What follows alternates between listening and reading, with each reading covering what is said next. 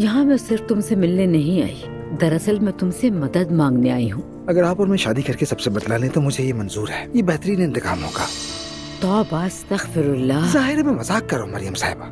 मैंने कल मन्नत मांगी थी, उन लोगों ने मुझे बहुत दुख दिया है। मैं बस ये चाहती हूँ कि वो कभी खुश ना रहें। यानी शादी नहीं तोड़नी, बल्कि जो शादीशुदा है उन्हें एक दूसरे से अलग करना है। बिल्कुल सही समझे।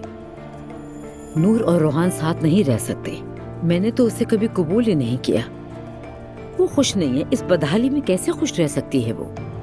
दुआ और अजलान तो हमारी कहानी शुरू होने से पहले ही उल्टी गिनती शुरू कर चुके थे।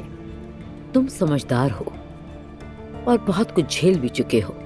साफ लग रहा है कि हम दोनों एक ही तरफ हैं। अब बताओ क्या करना चाहिए? वाह भाई, तो क्या अब हम वाकई बैठकर मंसूबे बना रहे हैं? ठीक है, सोचते हैं। तो फिर क्या आप चाहती हैं कि मैं आपको वो फॉर्मूला बताऊं जिससे दो लोगों को जुदा किया जा सकता है? जी हाँ। देखिए, मर्द कभी भी बर्दाश्त नहीं कर सकता कि उसकी औरत उससे ऊंचे ओहदे पर पहुंच जाए।